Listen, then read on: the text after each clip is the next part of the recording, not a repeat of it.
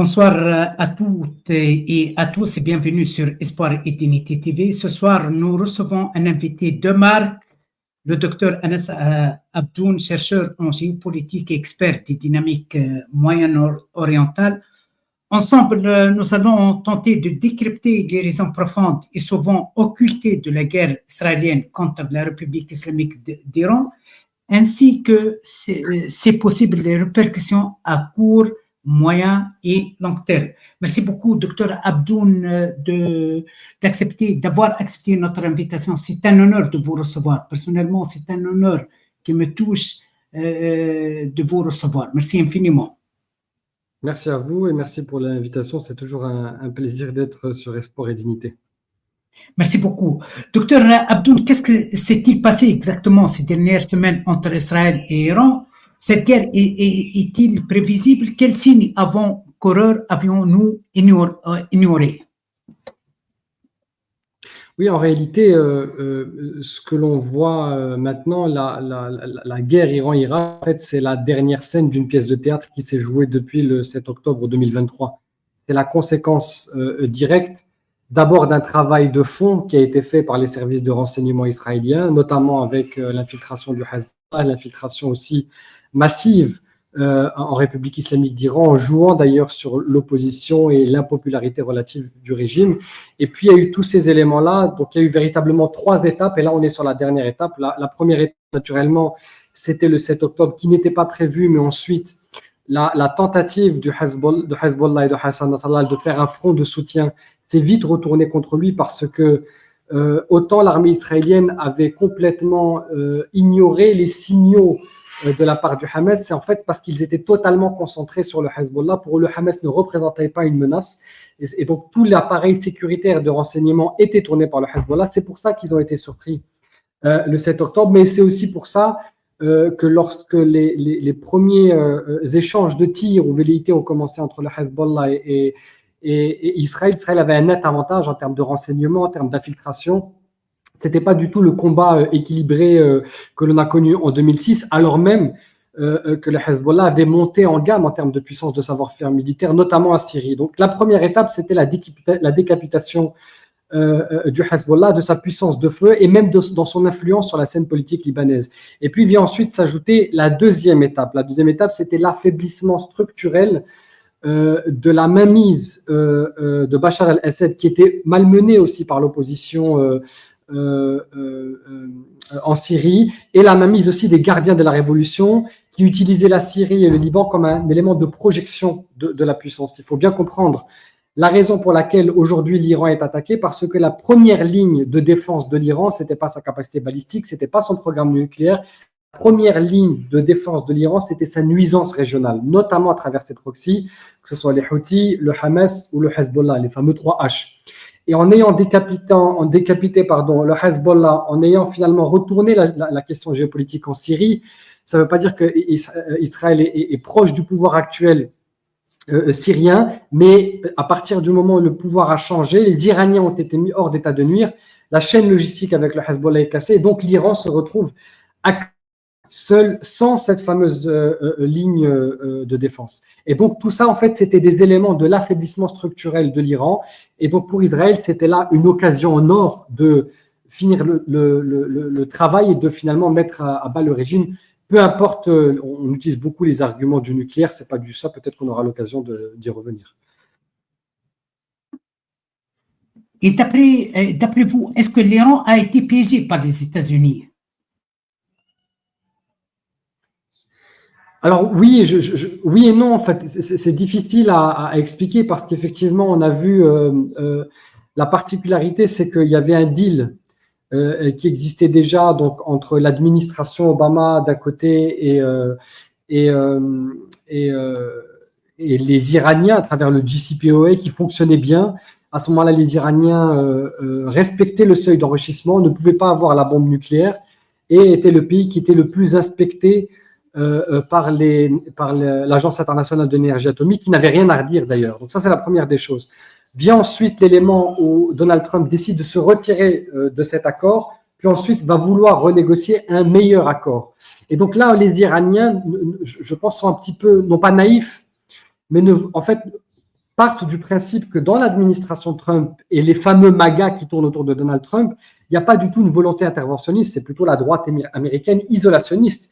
Et donc, il y avait un certain nombre de signaux, qu'il y avait même une distanciation d'ailleurs entre Washington et Tel Aviv. On a vu les accords qui ont été signés entre les États-Unis et les Houthis pour dire tant que vous ne touchez pas nos navires, on n'intervient pas militairement. Sous-entendu, si vous continuez à frapper Israël, ce n'est pas notre affaire. Et donc ça, c'était un signal d'une forme de dissension où toute rationalité politique, analyse de rationalité politique aurait amené à cette même conclusion. Le problème, c'est que la relation entre Israël et les États-Unis est tout sauf rationnelle. On voit bien effectivement que les Israéliens ont un petit peu forcé la main à Donald Trump pour accepter ce plan-là, et on voit bien aujourd'hui qu'ils sont en train de forcer la main à Donald Trump pour intervenir militairement parce que les États-Unis sont leur stratégie de sortie, parce que seuls ils ne peuvent pas sortir de cet engrenage, et on a l'impression que les États-Unis ne sont pas capables de dire non à Israël. C'est là où il y a toute l'irrationalité finalement de cette politique-là. Et donc, si vous analysez la relation avec les États-Unis quand Israël est dans l'équation à travers un prisme de la rationalité, vous êtes souvent à côté de la plaque. Docteur Abdoun, Netanyahu a utilisé la notion de guerre préventive. Doctrine bizarre, non justifiée au niveau du droit public international, au niveau des relations internationales. Est-ce que d'après vous, Netanyahu, il est en train de chercher de la légitimité au niveau interne, au niveau international, et aussi une tentative de détourner l'attention sur ces crimes, ce génocide à Gaza?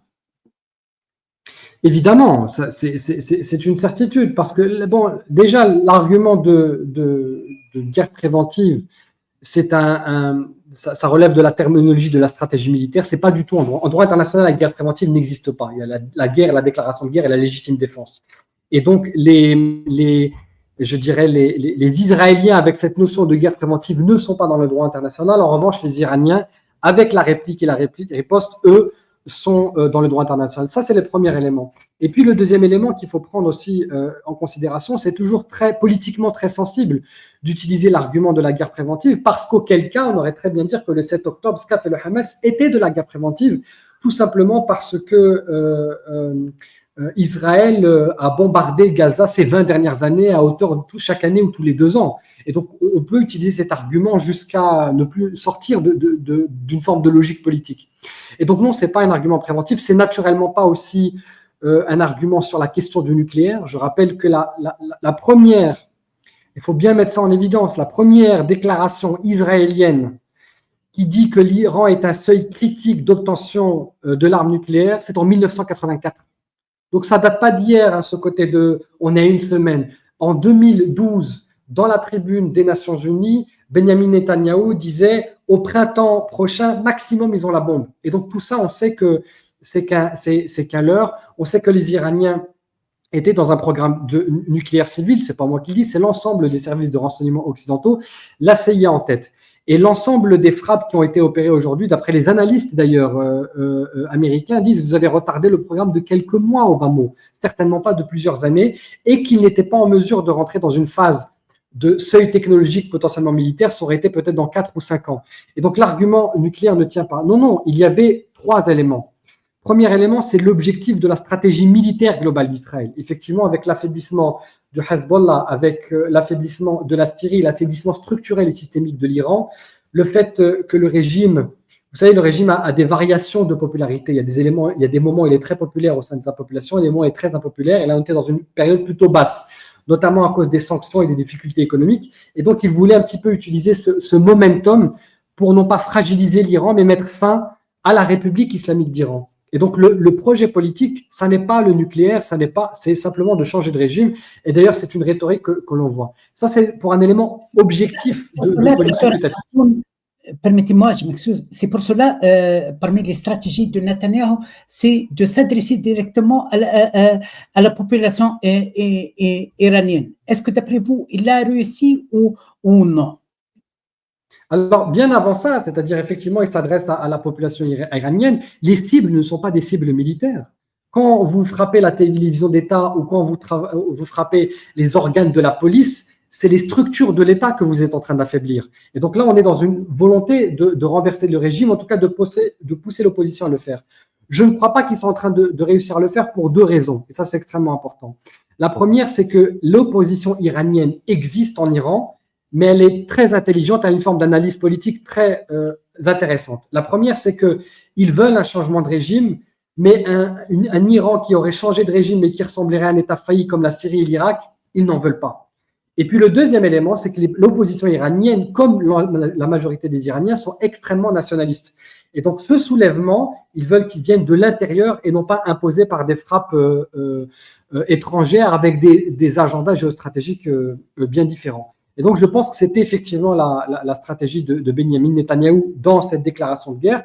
Les deux autres éléments aussi, c'était effectivement de masquer ce qui se passe à Gaza et de faire bloc au niveau de la famille occidentale. Il faut se rappeler qu'on avait des critiques au sein du Premier ministre britannique, on avait un projet de reconnaissance du président de la République française, on avait une aile critique de plus en plus importante dans l'aile démocrate, les Allemands commençaient à être réticents, et donc la fissure entre Israël et l'Occident commençait à être importante. Or, Israël ne tient que par le soutien occidental.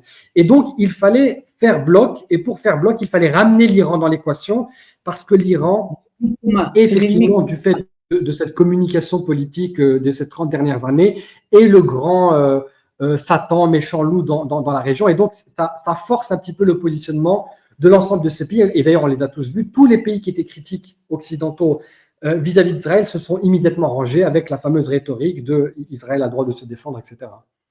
Oui. Docteur Abdoun, est-ce que vous pensez que la réponse iranienne a constitué une surprise pour Israël et ses alliés? Cette capacité de riposte immédiatement et tout. Alors ça, c'est un vrai débat de stratégie militaire. Et le problème, c'est que lorsqu'on fait du monitoring de conflits militaires, généralement, il y a beaucoup de sources. Je dois dire que c'est l'un des conflits les plus difficiles à suivre en termes de justesse et d'analyse. On sait que les Iraniens ont un programme et une capacité balistique très importante. Et on sait qu'ils ont des missiles supersoniques et hypersoniques qui ont la possibilité d'atteindre l'Iran et de verrouiller le dôme de fer. Or, ce qu'on a vu ces dernières années, c'est effectivement une forme de prudence politique très importante de la part des Iraniens. À titre d'exemple, en avril 2024, quand ils ont fait cette riposte, on était à peu près à une vague de missiles, de 200 missiles. Là, on est entre 60, 70, 50, 40, ça baisse. Et donc, ça montre, il y a deux thèses, et je pense que c'est la première qui est la plus probable. La principale thèse, effectivement, c'est que l'aviation israélienne a considérablement affaibli la capacité de lancement, non pas les missiles, mais les rampes de lancement de cette force balistique, réduisant de facto la possibilité des Iraniens de répondre.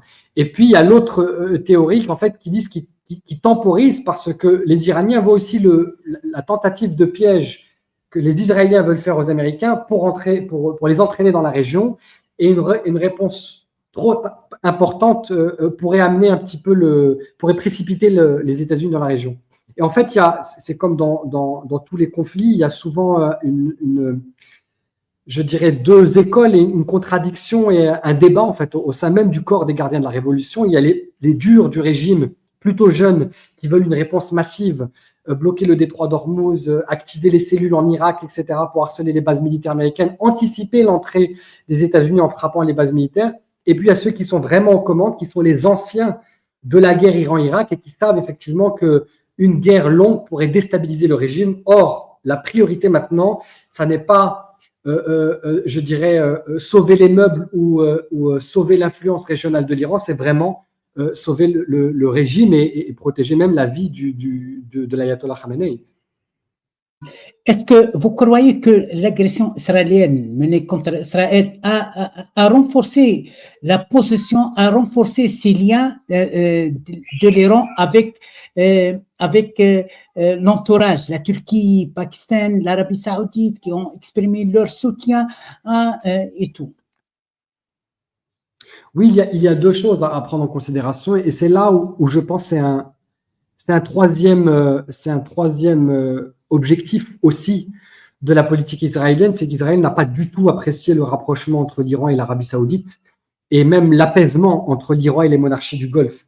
Et on voit maintenant que pendant qu'Israël tente de ramener l'administration américaine dans la guerre, vous avez l'ensemble, alors sans exception, des monarchies du Golfe, même les plus offensives, même les plus belliqueuses comme les Émirats arabes unis, qui essayent de faire un lobbying important auprès des États-Unis pour calmer le jeu. Et donc, on voit là qu'il y a un intérêt commun à la stabilisation de la région. Maintenant, est-ce que ces pays-là ont la capacité effectivement de se faire entendre auprès de l'administration américaine par rapport à la voie israélienne? Ça reste à décider. Ce qui est sûr, c'est que si d'aventure les États-Unis entreraient en conflit, à ce moment-là, il risque d'y avoir une césure importante entre l'Iran et la plupart de ces pays du Golfe-là, parce qu'à ce moment-là, la doctrine iranienne serait de viser les bases militaires, peu importe où elles se situent. Or, où est-ce qu'elles se situent en plus de l'Irak? Elles se situent à Bahreïn, elles se situent au Qatar, elles se situent en Arabie Saoudite. Et donc, vous aurez forcément cette fracture qui existerait à nouveau entre l'Iran et les pays du Golfe, ce qui serait aussi d'ailleurs à l'avantage d'Israël pour encore une fois consolider ce bloc anti-iranien. Et puis le deuxième élément, c'est qu'autant on est sur la même position entre les pays du Golfe et l'Iran pour essayer de calmer le jeu et de désescalader, autant on voit qu'un certain nombre de pays, notamment d'ailleurs ceux qui sont signataires de l'accord d'Abraham et de la normalisation, se rendent compte que même si Israël est leur nouveau allié, elles considèrent d'abord ses intérêts stratégiques, même si ça doit nuire aux intérêts stratégiques directs des Émirats arabes unis et de Bahreïn, par exemple.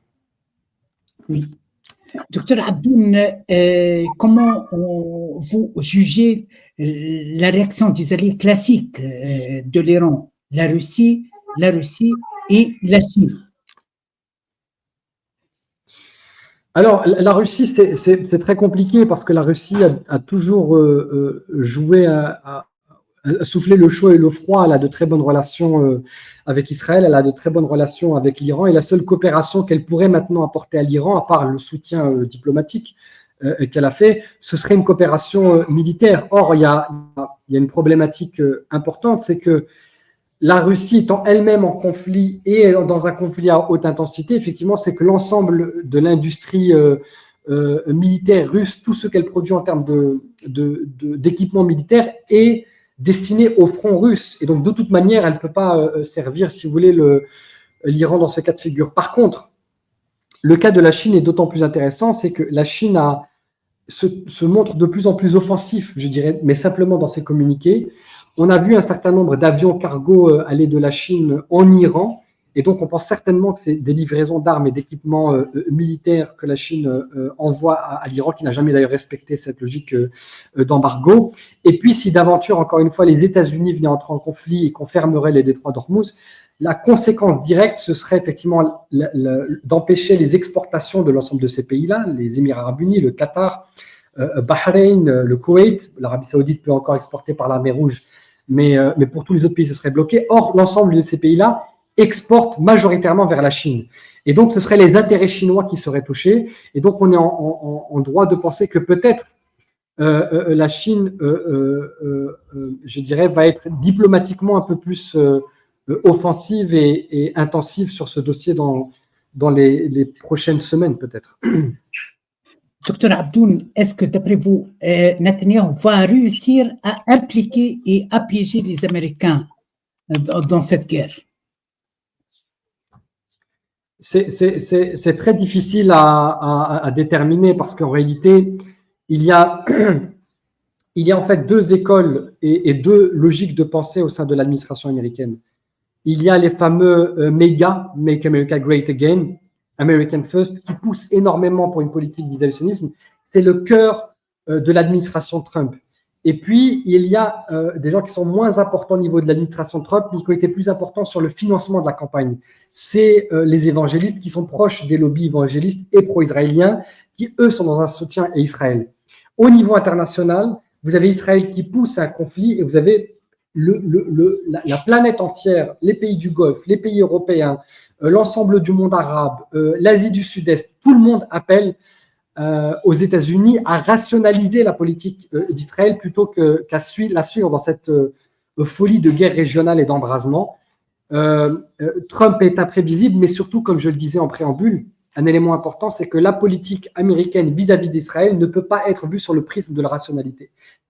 Si on analysait ça sur le prisme de la rationalité, on dirait les États-Unis n'entreraient pas en guerre, mais on sait que c'était une relation qui est beaucoup plus dans l'émotif, dans les intérêts, et donc on ne peut malheureusement pas prévoir ce qui va se passer dans les prochains jours ou dans les prochaines semaines de ce côté-là. Docteur Abdoun, j'aimerais bien terminer parce que votre agenda est trop chargé.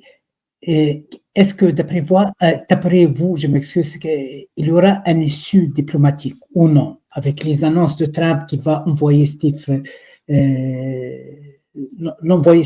son envoyé émissaire pour le Moyen-Orient et pour discuter avec les Iraniens? Est-ce qu'il y aura un issue diplomatique ou non? Écoutez, ce serait la chose la plus souhaitable pour la stabilisation de la région, pour l'économie mondiale. Mais malheureusement, en tout cas, j'ai l'impression, à l'heure actuelle des choses, parce que ça évolue extrêmement vite, que c'est